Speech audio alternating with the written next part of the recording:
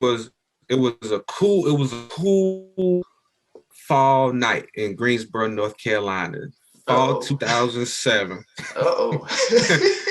And Aggie Suites E, and everybody was in there, was close. You know how we were. And somehow we were everybody was in the hallway racing one another. And somehow somebody wanted us to race. And the assumption was, oh, you know, I'm fat, Mr. Football Star. I'm gonna race Josh in this 30, 40 meters, and I'm gonna win. It's easy. Easy. And guess what? It didn't happen like that. Now, we can debate back and forth on who won, but I think it's safe to say the assumption was incorrect. It was. Trying to be like him, you must be mistaken. Hello, my people. Welcome back to the Huddle. I'm here with a great friend of mine, Josh Washington. I'm gonna tell y'all how I met this man. On accident, we were getting ready for prom in high school. I didn't know him, he didn't know me. We're going to the prom in Savvy's, and I'm sitting there looking awkward as I don't know what, getting ready to fit my two big tucks. And I look over this dude and he got little braids on. I'm like, it's a funny looking dude. But somehow we started having a conversation, man. I don't know how it happened. But let's say fast forward 6 months later, I step on North Carolina A&T's campus and I run into the same dude. And to me, I guess it was meant to be. And we've been kicking it ever since. So I want to introduce y'all, let him introduce himself a little bit. My man, Joshua Washington. Yeah, I appreciate that intro, Wallace. That's that's exactly how it happened.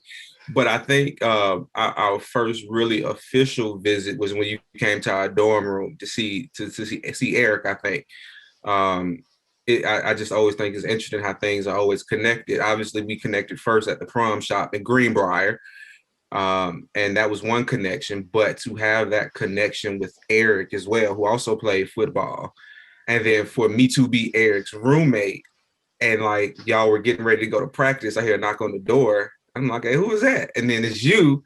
I'm like, okay, I see how everything is connected. But I think that was our first like real official one-on-one meeting each other. And like you said, man, we've been rocking ever since. So I'm happy to be here, man. I'm glad you thought about me to do this. Definitely, man. And as we jump into the huddle today, Josh brought this book to me, The Four Agreements. And it's another book that I had heard of years back, but I really didn't internalize when I heard it. But he's talked about it. We've talked about it before. And I thought it would be a perfect book to bring to the huddle. It's really simple, but it's so deep. Josh, why are you so intent and why do you love this book so much? So I first found out about this book when we worked at the airport. And just for a little backstory, Wallace and I used to work at, I guess you can call it the Apple store at the Atlanta airport. And we were on Concourse B, which is the busiest concourse, is Delta. And it was this guy, and I don't know if you ever met, he was an older guy. Now that I think about it, he reminds me a lot of my dad. And he used to always come in and he would say, I'm gonna get an iPad from you one day, Jay. I'm gonna get your iPad from you one day, Jay. And it came this sort of habit to where every time he would come in, our coworkers, Scott, Jerome, they would look and say, all right, Josh, here come your boy. And I'm like, man, if you don't stop talking about this iPad. But fast forward, our relationship, as we got to know one another, he almost became sort of like a mentor. And he used to come in the store and the conversation transitioned from talking about iPads to like talking about real life stuff. And I remember one day he told me, he said, I got something special for you. And I said, okay, whatever. And he sent it in the mail and it was the Four Agreements. And part of he wrote was read the book, keep it with you, revisit it as you continue to grow as a man and as a person. And I promise you that this book will change your life. And I read it once and it was special. It really impacted me. But the second time I read it with intention, and I read it with the idea to really practice what the book was talking about. And man, I can truly say in this moment, it has changed my life. And like you said, it's an easy read. Very simple, very straightforward book, but the information that's in it, it requires you to process it for a while. And what I just learned, it's not like math or calculus or engineering. It's very applicable information that anybody could apply to their lives. And when I sort of took an audit of the people in my life, my close friends, my family members, I was so passionate about telling them about the book because I figured, listen, I read it. It had a life-changing impact on me. Trust me, if you get it and you read it, it can impact you as well. Man, you said exactly what happened to me. At the beginning of this month, I went through it. I read it real quick, and I was like, I don't think I grasped everything that I needed to. I got the base topics, but then the second time that I read this book this month, it hit, man. Each lesson, each agreement hit differently. I started to really get introspective and reflective in my own life, and how I used to adapt or act in these certain instances, and how I'm trying to get to in the instances that the book brings up. So that brings me to the beginning. I want to ask you, the author Don Miguel Ruiz brings up that we live these lies that have been imposed on us from whatever outside source. He says that as children, we were free, without a care in the world. We were our true selves. When you realize and look back at your upbringing, any situations that you came across, do you feel or see any instances that impose those lies on your life, put any restraints or constraints on your life? Yeah, I would say, I hate being the guy to say it, but the educational system, man, we go through all of these tests and we have all of these spelling bees and math tests and quizzes in elementary, middle, and high school, throughout college. And I'm not going to lie to you. I mean, I wasn't a bad student, but I failed some tests in life. And the reason why I failed is because I didn't know, I wasn't prepared, whatever the case may be, I failed. And when we fail, similar to what the book talks about also, when we fail, we're punished for failing. And so part of me, as I grew up into an adult, I can look at certain instances in my life where I probably should have took a chance so that I could have been rewarded. But I always have those flashbacks from in college when I should have done better on a test and I didn't, and I failed, or back all the way in middle school, elementary school, when I failed the test and the teacher would say, oh, you failed? Okay, take it home, the test that you just failed, and have your parents sign it.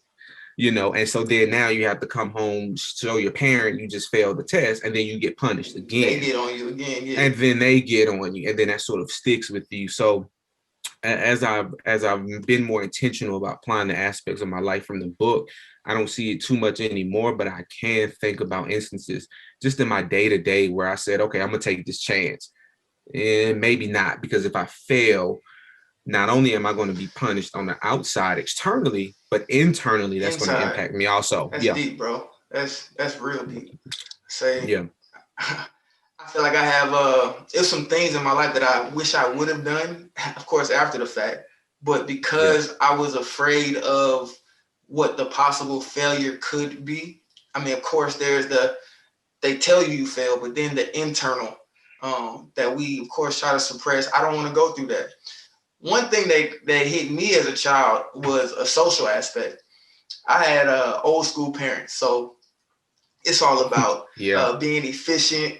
My thing was I never had the coolest clothes, and in our elementary schools, in our middle schools, our high school, you was gonna get Joan on, man. It was tough.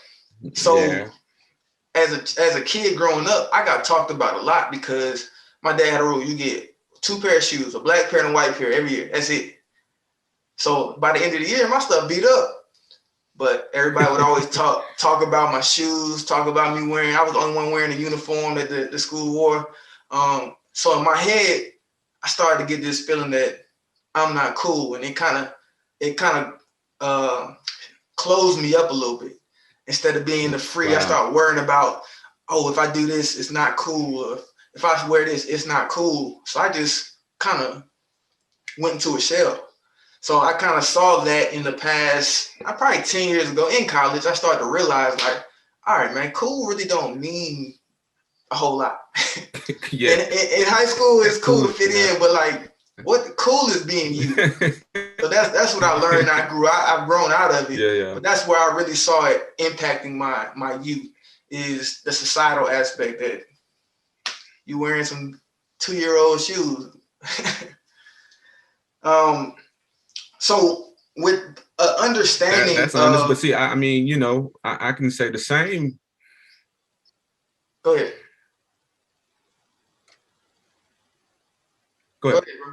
No, I was just saying I can say the same because, you know, I had glasses, I had braids, and you know, when you first get braids, they not that long, and you don't have that much hang time. And so I look at myself now compared to 15, 20, you don't have that much hang time. So I look back 15, 20 years ago, and what I had to do, I had to wear glasses because I couldn't see, not because I was a nerd or because I had to get John. No, I had braids that eventually had hang time, but not at first, you know, but that was just the beginning of the process.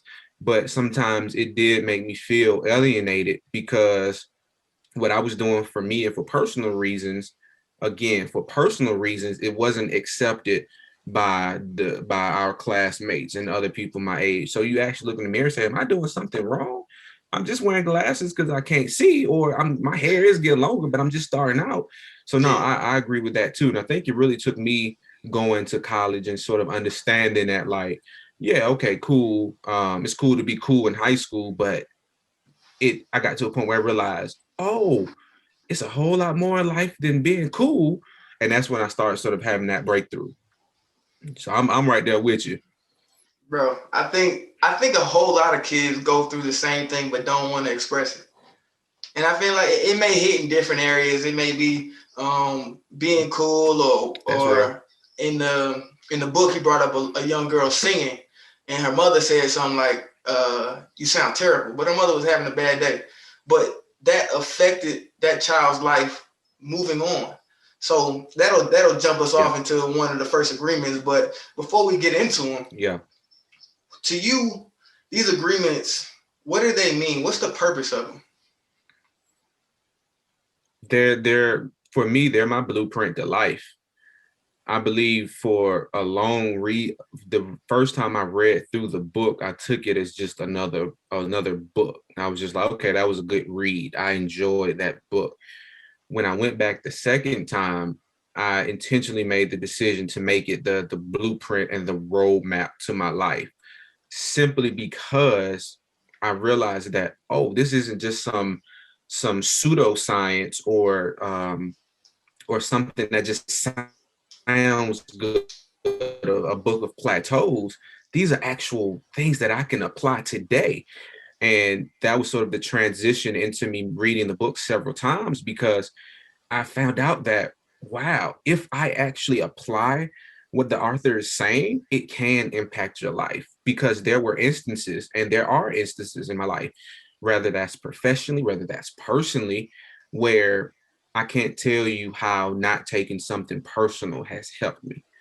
I can't stress to you enough the benefit of doing my best in any given situation has helped me. How being impeccable with my word has made a difference, or not assuming something about a family member or a friend or a situation in life has really just impacted and affected me. And so that's what it means, man. It's a blueprint, because there are situations, and there will always be situations in life where that will test these agreements, and it's up to you whether you pass or fail. But that's what it means, man. It's just a roadmap and a blueprint to life that I can say truly has made a difference. Well, guess what? I'm not telling you what I thought, because I like your definition a whole lot better than mine. No, you got to tell me. You got to tell me. You got to share that. Good, man. Mine is pretty simple, man. Fine, that's all right. Mine is pretty simple. And I feel like everything you said is spot on, bro. I've seen all of those instances happen in my own life. So you're spot on. Before coming to the show and listening to you, what I thought was, They're, they're there to help us realize our full potential and to realize uh, our well-balanced happiness in our lives. Um, they're Yeah. they're they're they're like emancipators to me. Like the shackles that have been put on us, they help emancipate us, give us our freedom back to be ourselves, to enjoy the world for what it truly is, instead of the constraints that the blinders and lenses that were put on us. I see these agreements as breaking through and now allowing us to really truly see the world. So let's tell the That's people. real. Let's tell the people. Let's jump into the agreements. The first one he Yes, brings sir. up, which you said, is be impeccable with your word. How did you take that the first time you heard it? Because when I heard it two different ways. So the first time I heard, to be honest with you, I just thought it meant, don't tell lies. I thought it meant just whatever you tell people, just don't lie about it, whether it's a small lie, white lie. I was like, I don't tell lies anyway. Yeah. Whatever. But so as I continued though, and I came back the second and third time, I really paid close attention to what it was actually saying. And it made me realize, like, oh, my words actually have power. Right. And my words can determine how my day goes. It can affect how other people's day goes. And what I say, regardless of who I'm talking to, when we speak, we're planting seeds in other people. Right. And it's our job to water those seeds. And we're watering that seed every time we have a conversation with someone. And it took me 2 or 3 times to get it. But at first I was just like, just don't lie. Okay, that's easy. But how'd you take it? I mean, honestly, exactly the same way, bro. When I first read it, and I read like, what are the 4 agreements? So I just read the list of the 4. And I said, be impeccable with your word. I'm like, all right, yeah. I just tell the truth. If I say I'm going to do something, do it. Cool. That's simple. Just do it. Yeah. Yeah. Understanding that is so much power in your word. I think the saying is there's life and death in the tongue. Something like that. There really is. Just like the instance we talked about with the woman telling her daughter that she can't sing. Even though this lady, she was having a bad day, she wasn't feeling good, her daughter was just being a child. The power that she had on that child's life from one sentence is amazing. Yeah. It changed that girl's life. Yeah. And we have to be impeccable with our word because of how much power. I mean, you can lift somebody up. You can tell them how great they are and make them feel amazing, give them the confidence that they need to go out and try new stuff. I mean, you can get somebody the confidence to go fail, and that's fine. Yeah. But you can also kill somebody's confidence to not even try. And that is so much worse. So we have to pay attention to pretty much everything we say. I mean, any lacks in that filter can really alter somebody, hurt somebody's life, hurt your relationship, hurt your job, all of that. So that's why we have to be impeccable with our word. I love it. One of my favorite, I got 2 favorite passages from that chapter. And the first one is something that you said earlier. It says, depending upon how it is used, the word can set you free or it can enslave you even more than you know. Yeah. And at first I heard that, and I was like, it's just a lie though. Like, or if I say I'm gonna do something I don't do it, it's not the end of the world. Like, surely it's not the end of the world. But we also have to make sure that what we're saying actually aligns with what we do plan on doing, because we don't know how what we're saying is impacting and affecting others. And then that led me to my second one that I really like, and it's a little lengthy, but I get through it. Go ahead. It says, if I love myself, I will express that love in my interactions with you. And then I am being impeccable with the word, because that action will produce a like reaction. If I love you, then you will love me. If I insult you, you will insult me. If I have gratitude for you, you will have gratitude for me. If I'm selfish with you, you will be selfish with me. If I use the word to put a spell on you, you're going to put a spell on me. Being impeccable with your word is the correct use of energy. It means to use your energy in the direct of and love for yourself. time around when I read that, I was like, loving yourself. And a lot of the times, yes, loving yourself starts with you, but it also has to do with the people that are watering you and helping you grow and helping you build, and what are they putting into you. And it really just made me look around and say, man, I got a lot of people in my circles that don't love themselves.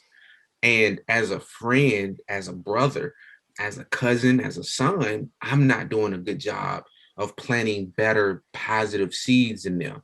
Right. And when I first had that, man, I was like, okay, I can do better. I saw what needed to be done.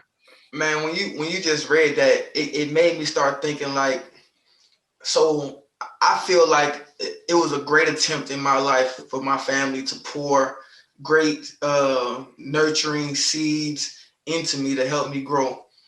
How would you tell a person who did have a rough upbringing where a lot of negativity was poured into them from the house to the streets to school? Like, how do you tell somebody, because they have to grow at some point and be their own person, their own man, their own woman?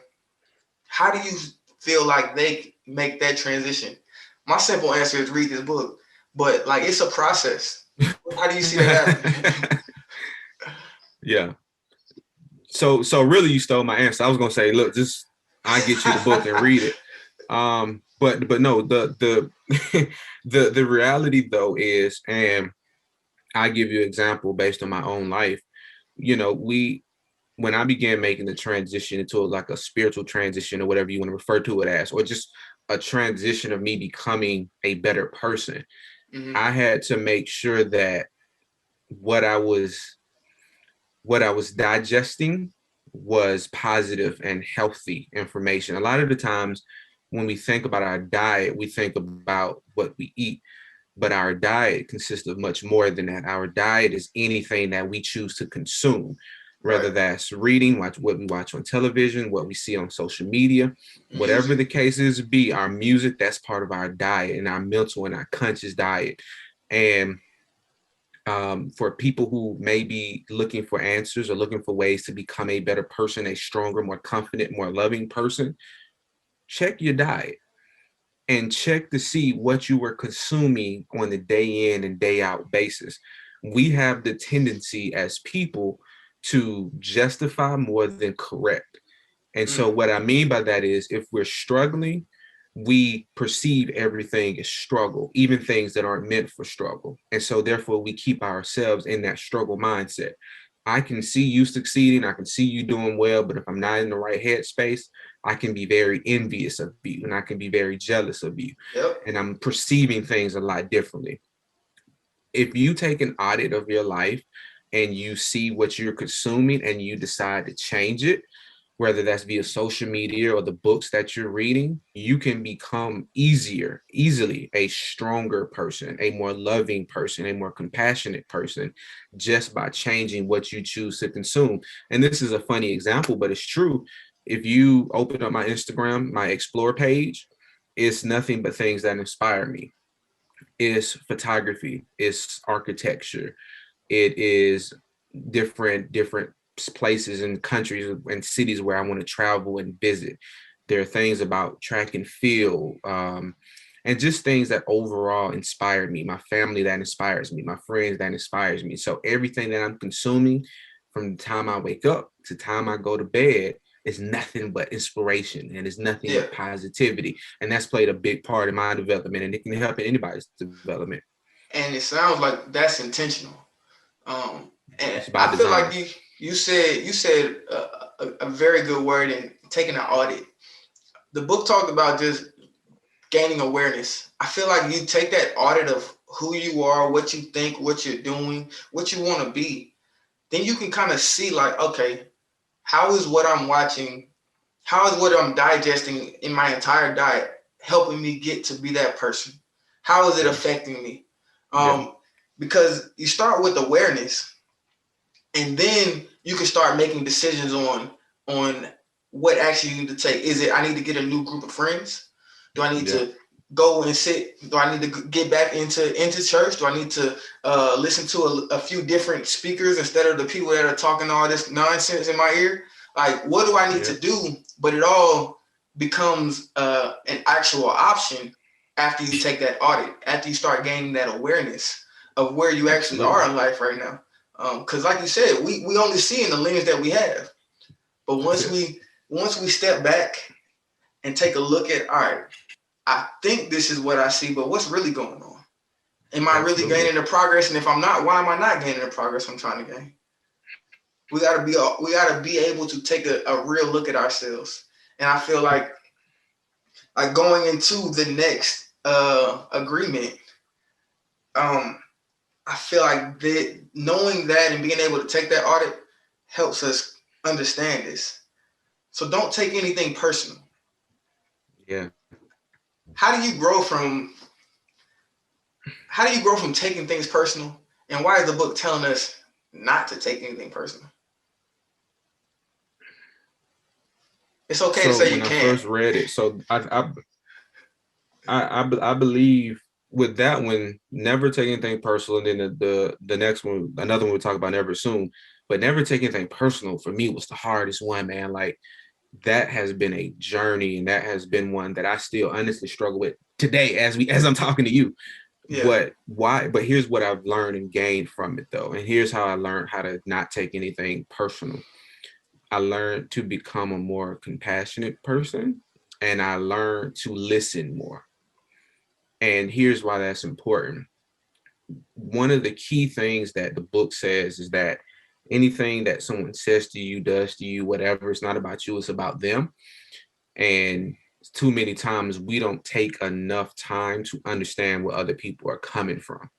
Mm-hmm. We don't take the time to genuinely listen and get to know them or hear anything about them. And so what that essentially means, though, bro, is I became a more compassionate person. The people that are around me, the people who I interact with on a day in, day out basis, I've been more intentional about getting to know them better, asking them the genuine question of, how are you doing? Or what's on your mind? I don't care what it is. It can be good, bad, and different, something random, but let me know where you are right now, so I know how to gauge you and I know how to interpret what you're going to say or what you might say. And so in saying that, if and when they do say something, I don't take it personally, because I'm like, oh, you know what? Okay, I know they're going through something right now and they didn't mean that. I know they had a bad day today. They didn't mean that. If I'm out and about, or I'm in public, or it's a stranger who I don't know anything about, what I've learned is you don't take anything personal, because you don't know what they're going through, but you don't fight fire with fire. And I've learned that a kind gesture can put out a fire in a heartbeat. So if somebody cuts you off on the highway, we live in Atlanta, you know how that is. If one of your coworkers on another team and you all have to work together for something and they say something, they don't do something, don't be reactive and give them what they gave you. Remember what we just said. Give them something that you would want in return. Exactly. Smile at someone. Show people compassion, and then try to understand why they said what they said, instead of trying to react and fire back and get angry. Even if it's a complete stranger, you'll be amazing what a kind word, a kind gesture would do, because again, we don't know what they're going through. Right. But you being that seed that's planting something positive, or you might be the only positive thing in their life. And it sounds random, but when you're going through a lot and it's a bad day, one kind gesture from anybody, one kind word could make a huge difference. And it's a process, man. It's not easy because we're just reactive people. But just by being a better listener, being more intentional with growing relationships has made a big difference. I'm 100% on board with you, because for our listeners, if you think about a day that wasn't going right for you, and how it made you feel, and then something happened that's normal. Your kids at the house, I'm gonna keep going back to this analogy. Your kids at the house making a whole lot of noise. The kid makes noise every day. But this day, because you were frustrated, you were late to work, your boss said something, you didn't get the deal, whatever's going on, you're having a bad day. So you react to your child completely differently than you normally would, your normal calm self. Everybody in the world is having those days all the time. Yeah. So if we take everything that they're going through that they're projecting on us personal, then we're just gonna live terrible, frustrated lives because everybody's always going through something every day. So I Right. can't. The deep analogy that they used in the book was if somebody shoots you, don't take it personal. Yeah. And I was like, wow, like, come on now. Yeah. This person is probably attempting to kill me, and I shouldn't take it personal. Yeah. What I think they're saying is understand that it's something that that they've gone through, are going through, that causes them to react in a way that they want to shoot you or whoever they're aiming at. Yeah. And it's not necessarily a you thing. It's not something that you can control. And that's tough because, like you said, we are emotional, reactive people. Yeah. And you know what's another example of that? I'm glad you said that. It's sort of like, is that the right word? No, so it's sort of like that bank robber, right? He goes in the bank, he tells everybody to get to the back room, or I'm gonna shoot everybody in here, give me all your money. And as they're in the room and he's watching everybody and you establish that relationship with him, you sort of realize like what the motive is. He's not personally attacking like you. Right. Like he didn't wake up and say, all right, today I'm gonna rob Wallace, I'm gonna rob Josh. And you start talking to him, and when they get locked up, you figure out like, oh, maybe he lost his job. He has all these bills coming up. His mom is sick. His child is sick. He needs the money, and this is the only way he thinks that he has an out right now. And so he had to rob a bank. Yeah. So it's crazy, and like in that moment, you feel like, come on, dog, really? But it's not personal. Yeah, that's a theatrical version. I mean, it probably happens in real life, but I remember this movie Money Monster with George Clooney, and this guy holds up George Clooney's TV show, holds George Clooney a gun to his head, puts a bomb on his chest, and you start to find out during the movie that he's just reacting to these rich guys making stock moves that broke him down. He thought he was going to make a lot of money in the stock market with this company, but they did some moves on the back end with it, which made them rich, kept them rich. He lost every last dime that he had. But you find out that he's gone through so much. I mean, even the way his girlfriend, his pregnant girlfriend, talks to him, you can tell he's going through so much. Yeah. But him robbing or holding up that set is not to put George Clooney in danger. It's not to kill everybody on set. It's because I'm reacting to the way I feel, the way I've experienced the world. It has nothing to do with the individuals in that room.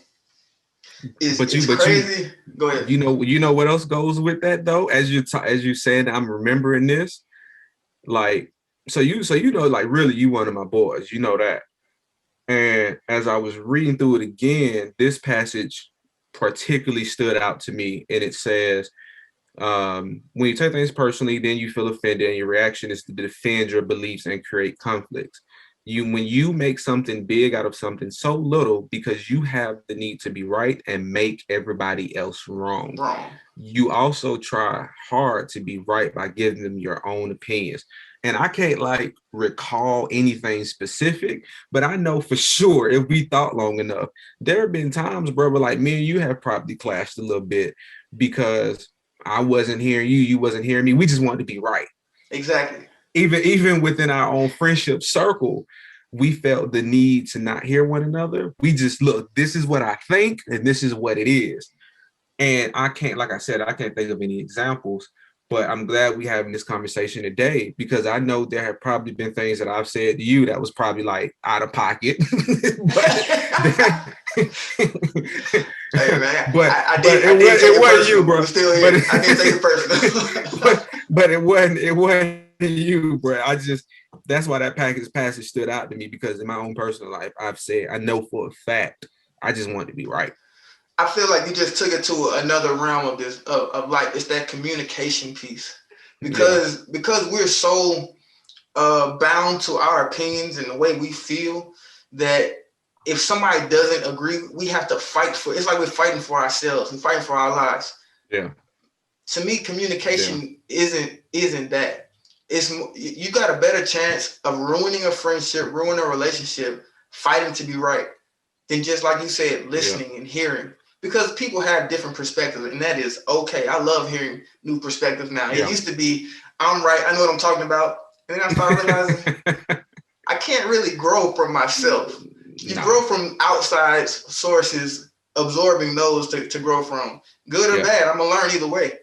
But when you fighting so hard for yourself, you're going to run the risk of hurting somebody or a relationship. And a communication thing is a big one. So I'm glad you said that, bro.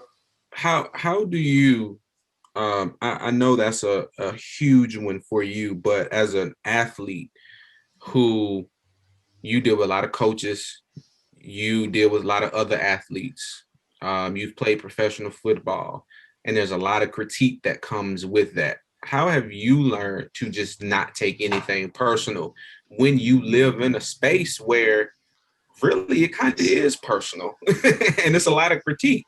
And it's reckless critique too. It's not a whole lot of filter in the sports world. And that's a whole topic in itself. But honestly, man, I was one of them kids who I had a smart mouth, man. You say something to me that I felt like was off the wall, I'm gonna say something back. But a coach came to me one day and he realized that, bro, you talking too much. I don't need you to talk. I thought they were being mean to me. But what he told me is if I'm talking to you, that's a good thing. That means I care about your growth. That means I want you to do better. That means I see what I see your potential, and I'm gonna say something. Now, every coach, you gotta adjust how that comes out.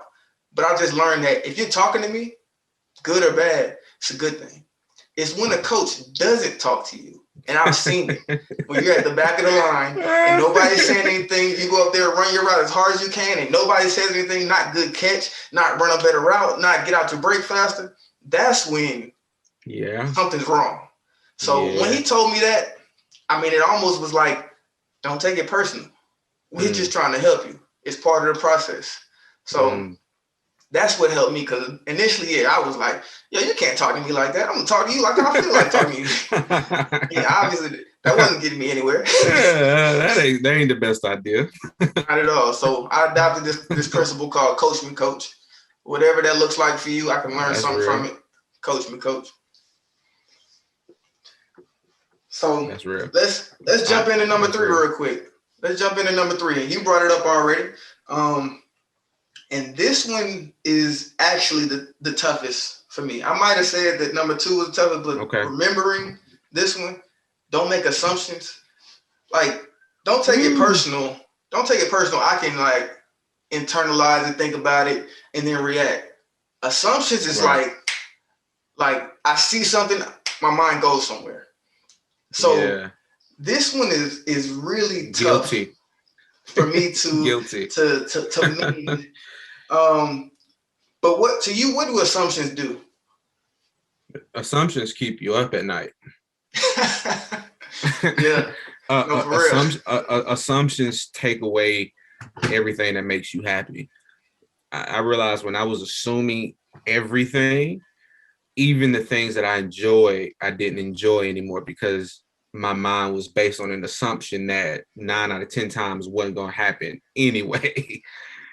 So that's part one. And so assumptions, man, just keep you up at night. And I had to figure out, I like sleeping, so I need to rest. How can I sleep? And it got to a point where I had to say, you know what? We conceptually understand what it means to say we can control what we can control and let go of what we can't control. But like the practice of it, it's just difficult.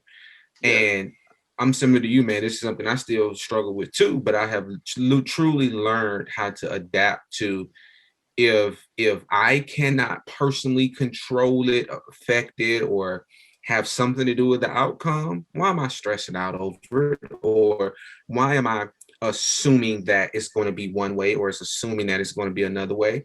I don't have any control. Not worrying about not what I can or can't control. If I can't control, it's so much better to be at peace with certainty in the moment than being drained and assuming things about someone or something that I have no control over. No, that's 100% real, man. I'm gonna get vulnerable. I've been actually thinking like, do I want to bring this story up? But I got after I got cut from Detroit, I got a chance in Winnipeg, and I was a practice squad player, so I'm the last person on the depth chart. I'm real. They can get rid of me if I want to. I think they had an away trip, so I flew to Chicago to see my now wife, and I stayed with her, and I'm flying standby, so I can really get on any flight I want to. And we decided that, all right, let me take a chance on catching the last flight. So I stayed throughout the day, and we went to the airport. I caught the last flight, but the last flight got delayed. So I had to get a flight in Minneapolis. So I was coming from Chicago to Minneapolis to Winnipeg. I got to Minneapolis 15 minutes before that flight was supposed to depart. I ran through the airport. I got a ride by one of the go-kart people. They pulled me up to the gate, and as soon as I jump off, the door closes. And in my head, I'm like, I've been fighting so hard for my football career to extend. I've been pushing, I've been communicating, I've been training, I've been whatever, dieting, all of this stuff. And it could potentially be gone because the next flight the next morning isn't until 7. I'm supposed to be at the facility at 7. Wow. So in my head, I make this assumption that my football career is over. Because of a simple decision I made. I mean, bro, and I'm be real, I cried that night. In the airport, sleeping on the floor. I cried because I was like, it's over. I know it is. Yeah. I caught the first flight. I emailed the coaches telling them what was going on. I got to the facility probably 11 o'clock. They finished practice. I walk in, the coach is like, all right, we'll see you tomorrow. Nothing. Like, I'm like, and I stressed all night long, bro. All night long. To find out that it was no issue. Yeah, I was assuming that they were gonna fire me. I mean, I'm not saying that's what I would do it all over the same way, but that's just an example. Like, you make an assumption is gonna terrorize your own mind.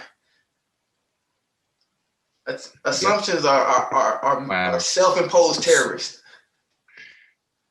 They are, but would you say in athletics and your current career profession, we sort of live lives? Do you believe that sometimes assumptions can be healthy in the sense that you're an athlete and you're a wide receiver? You're a project manager now, you do some hiring interviews and all of that.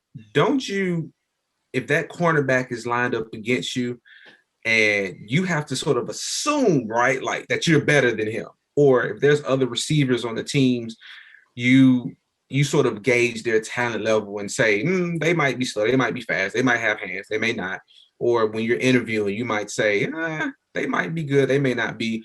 Do you think in life there are certain aspects or times where assuming can be a good thing, or you think we just shouldn't assume anything at all? I feel like that's a great question because, as you said, I'm thinking of instances, and I don't think it's good to assume like this guy is good, this guy is bad, this guy. I think anybody that lines down, you got to bring your best no matter what anyway.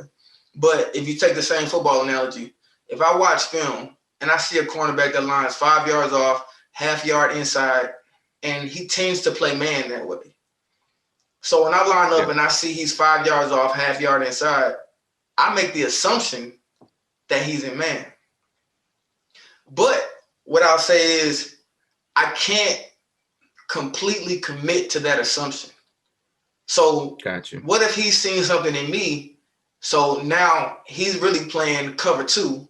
So he jumps outside to snap of the ball and I got to adjust. So I make the assumption, he's probably in man, but I feel like you have to still accept what's happening for what it is.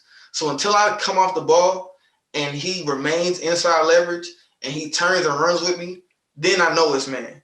But that assumption kind of gives me a head start, but I can't commit to that assumption until the action starts to roll in place. I think in project management, it's something similar. Like you build a building and it's a different site, different project, but I mean, you pretty much go through similar steps and you assume certain things. But you know, as I get to this task, this event, it could be a little different. It could be a little wonky. You got different variables and different architects, different subcontractors. All right, I just got to be ready. I assume this should be an easy part, but I'm not committing to that assumption until I get there and things are set up the way that I assume. Because they could, I mean, really, it could change in a night. Yeah. And see, assumptions are dangerous. You know why assumptions are dangerous too? Do you know why? It was a cool fall night in Greensboro, North Carolina, fall 2007. and Aggie Suites E, and everybody was in there, was close. You know how we were, and somehow we were in there. Everybody was in the hallway racing one another. And somehow somebody wanted us to race. And the assumption was, you know, I'm fast, Mr. Football Star. I'm gonna race Josh in this 30, 40 meters, and I'm gonna win. It's easy. Easy. And guess what? It didn't happen like that. Now, we can debate back and forth on who won, but I think it's safe to say the assumption was incorrect. It was 100%, and I'm gonna fight on my opinion that I won. But honestly, I looked at Josh. Josh is probably what are you like 5'9", 5'7", 5'8". I'm like, this little short guy is not gonna be able to run with me. I play football, blah blah blah blah blah. Man, we got out. This dude got out so fast. In the dorm hallway. In the dorm hallway. I had to turn it on. And from my perspective, I got him by a nose. No, sir. But yeah. You know why? Don't judge a book by its cover. Don't assume. Hey, do you know why it was so close though? Do you know why it was so close to make a transition? I gave my best. And look, my assumption, I didn't start off with my best because I made an assumption. Hey, funny how that works. so let's dive into that last agreement. Always do your best. Yep. As simple as it sounds, you tell a 5-year-old that. How deep does that mean? Does it impact you? Always doing my best has made me more money than anything else in my life. More than anything else. There are times where I haven't felt well. There are times where it was raining outside and I just didn't want to do something. It's just been a lot of different things where I didn't feel like doing my best, but I have given my best. And what I've noticed is that when you give your best, the right people always notice. When you always give your best, the right opportunities always tend to just find you. And I couldn't understand why that is. Why does that happen? And what I discovered is we unfortunately live in a realm where not a lot of people around us are giving their best. Even on their best days, they're not giving their best, or they're only giving their best on their best days. And the advantage that we get by always giving our best, even when we don't feel like it, it sort of gives an advantage where we're not better than anyone. We're not smarter than anyone. We're not anything better than anyone. But when we're giving our best in a world where others around us are not, it sort of just promotes us to another level of opportunity, of peace of mind, and people see that and people reward that. So it's affecting me a lot, man, every day. Man, I honestly, like, everybody talks about my football, whatever. The only reason I ever got a chance beyond high school, and I was just a kicker there, was because I gave my best. And I feel like me not being as talented forced me to develop the talent of always giving my best. So when people are taking plays off, I gotta go hard because I can't physically match up to them. But if you see every play, this kid is going hard. Even in on run plays, as the receivers, they get knocked for not going hard. This kid is gonna work hard. And what happened was me giving my best every play helped develop my skills to where I was able to become the best and where I was at A&T in certain teams. It was because I did my best all the time that I made it a habit, and where habits live, so does growth. And I was able to grow into a very good route runner, a very good receiver, but it stemmed from giving my best, even though I wasn't the best. And I feel like even in my professional life, that's where I live. I'm not the best at what I do. I'm not. But what you know you're going to get from me is I'm going to give you my best. I'm going to go beyond what is the norm. Yeah. Because I'm trying to, one, catch up, but also fill the voids that I just have right now. But my mindset is, as I continue to do my best, I will gain those skills. I will learn what I need to learn to be good, as well as perform and do good on a consistent basis. How do you, I think the tricky part that I had to learn, I think a lot of people have to learn, and I'll propose the question to you, is that we have this assumption that giving our best will always produce the most optimal outcome. And sometimes your best is not enough. I'm very confident in my ability and the things that I do, but there have been situations where I gave my best and I lost. And I wasn't good enough. I coach track. There have been opportunities and things where our team didn't make any mistakes, or we did really well and we still lost.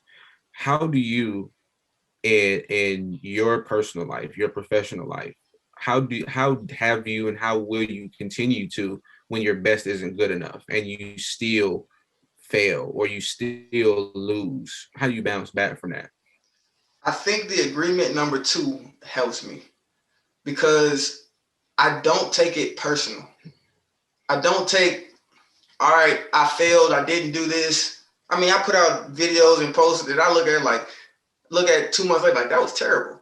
Or somebody wrote something on post is bad. Like, I don't take it personal. I take it as a step. I stepped out there. I gave my best. It wasn't enough. It wasn't the result that needed to be, but this was a step forward. This was part of the process. So if I don't take it personal, I can get back in the gym. I can get back in the classroom. I can get back on the track and continue to work. But when you start taking it personal, it starts to eat in here. When you start to lose this battle, that's when the real world starts to regress. So I feel like doing your best really ties into each one of these agreements. But for that instance, I would say don't take it personal. Just take it as part of the process. It's the step that you had to take to eventually. I did a video a couple weeks ago about Bill Belichick and losing. Bill Belichick lost so many years before he became the Patriots head coach. He was the Browns head coach for, I think, 5 or 6 years, however, and never won his division. Wow. And before that, he was assistant coach to teams that were good, but he wasn't the head coach getting all the accolades. His position might not have necessarily been the best, even though he coached Lawrence Taylor. That's pretty good. Well, there you go. He took a lot of losses, but he learned from each one of those. So when he comes to the table in his present state, he could bring everything he learned from those losses and the wins. Yeah. And implement them in today. So that's how you handle putting your best foot forward and failing. Just take it as it's part of the process. I could never understand why losses had to be a part of the journey. And I thought that losses, you know what I'm saying? Like it didn't make sense to me. Yeah. And I think I you didn't hit do it on this the to head. lose. Yeah, like I didn't want to lose. I didn't want to not get the job. Like, why is this? But I think you hit it on the head, man. I think we all just take it personal, and we have it as a blow to our ego and our pride. Yeah. And it gets here, it gets mental, and we start thinking, being impeccable with your word, we start thinking, oh, I'm not good enough. I'm not fast enough. I'm not educated enough. I'm not articulate enough. I don't know enough about X, Y, and Z. And then, similar to what you said earlier, those words become our habits. And next thing you know, if we don't catch it too soon, we end up on a path and we don't understand how we ended up on the path in the first place. Yeah. But that was a great answer, man. I think it's just about not taking anything personal and understanding that all we can do at the end of the day is give our best effort. And what I believe is that if I give my best effort, then whatever the outcome is going to be, I can sleep well at night knowing I gave my best. And then you can step back in the gym or whatever your realm is with the attitude that it's time to make some more progress. I got work to do. I feel like, and to piggyback, you think about, I've seen kids that were great when they were 15, 16, 17.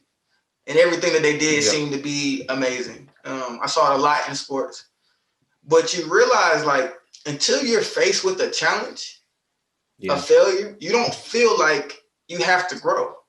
Unless somebody is waking you up and pushing you, you don't feel like, I'm good, I'm better than you. But until you get hit in the mouth and you're like, oh, I'm not the best. I got to do something different. Or you can either fold or you can change and do something different to grow. And I feel like that's where the true greatness in us comes from, is going through that process of losing, but then the work that ensued after it. Wow. I love that, because I always say with teams, with personal relationships, girlfriends, boyfriends, wives, husbands, fiancés, whatever, when you're with someone and we have this self-defeating attitude where it's like, oh, I'm not deserving of this person. I don't bring anything to the table for this person or this team. I tell everybody, man, I've been on this spree where I say, when you're dealing with someone or a group of people that their goal is to make you better, either you're going to fold or you're going to get better and meet them where they are. The beautiful thing about that is, if you decide to meet them where they are and you all become equally yoked or equally whatever it is the context calls for, now the roles switched and you can start pouring into them.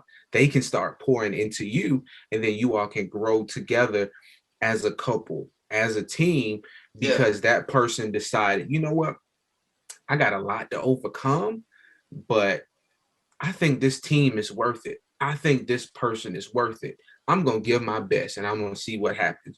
And that's all any of us can ask for.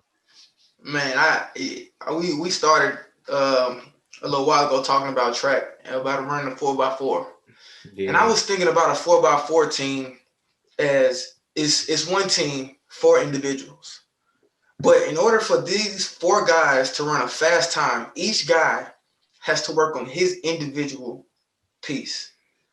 Mm-hmm. And each guy has to do it for himself, but for the team. Because everybody can run as hard and as fast as they can, but if one guy isn't working on their diet, one guy isn't doing the weights he needs to, one guy isn't getting the rest he needs, now you run a slow time. You go from 1st place to 7th place. And all it takes, 2 seconds, 2 seconds, and you're done. So thinking about the team aspect, working for each other, working with each other, pouring into each other, challenging each other. I think what you are developing, I know we didn't talk too much about it, you as a track coach, I think you're going to change these young people's lives. And they don't even realize it. Because you're bringing this knowledge right here to them in a space that they want to learn, they want to hear, they want to grow in. And then they might not even know it now, but 10 years from now, when they're in the Olympics or whatever, doing whatever business that they're doing, because they're going to, when you in sports, you take the same mentality that you have in sports into whatever realm you go into. These kids are going to come back to you 10 years from now and say thank you. They don't have to do it today. No, but I hope so. Pouring into them now with this, I think my purpose in life, we all sort of try to figure out what our purpose in life is. And I think I'm just seed piece of different people. And earlier we were talking about the success the team has been having. And, you know, I can say, yeah, I'm a great coach and I know track and field in and out and the workouts we do, and that's part of it. Okay, fine. What's made the biggest difference, man, is exactly what you just said. Is the mindset and the approach to track. I'm dealing with young men and young women who come from different backgrounds, different socioeconomic backgrounds, who have a lot going on in their personal lives and their academic lives. Some of them are seniors, they're getting ready to go to college, to the military, they're about to start working. They just so nervous, and sometimes that impacts their performance. But to have someone who believes in them and to tell them that they believe in them every single day, you wouldn't believe the impact that that has. And even in the off season, the power of the tongue. And I go to as many football games as I can for the kids, simply because rather I'm one of 20 of your family members that are there to support you, or I'm one of one. At the end of the day, I want you to know that you have somebody on your side. Yeah. And that's what it's all about. And that's what means the most to me. And that's why the team has been successful, is because the mindset and the approach to the sport has completely changed and it's made the biggest difference. Man, that's honestly why I wanted to start the Huddle, is because I want to affect mindsets. I want us to start reaching out and searching out more knowledge and learning to help grow our mindsets. I don't even necessarily want to mold anybody's mindset. I just want to I want to give you the buffet, and you got everything that you can get, and you pick and choose, and you grow from all of it. From whatever time. Today you might want that jerk chicken. Tomorrow you might want the pizza, whatever. But all of it's you digesting growth to open up this mind. And that's what you're doing. That's what you're doing to these kids, man. I commend that, bro, because, you know, when we were growing up, we didn't have access to a buffet. all we had was soul food every night, and maybe if we were good, we had hot wings, you know, and that's a big deal for me. It's just the level of exposure. Everything that I tell them, they listen and they hear it, but they're not going to get it, man, until years later. But I know that. But it's important for me because what I always say and what my approach is, you know how we always say, we're like, man, I want to be that person to tell you this earlier. Nobody told me the things that I know now. And so whether you're in middle school, high school, college, just whatever it is, if I can take the time and have a moment with you, I'm going to say something that's going to stay with you and say something that's going to stick with you because nobody told me these things. And if I knew half the things, man, it would make a huge difference. But again, no control over that. But what I can control is my everyday, day in, day out interaction with those who I talk to the most or interact with the most. And that's what I like to do. And that's what I will continue to do.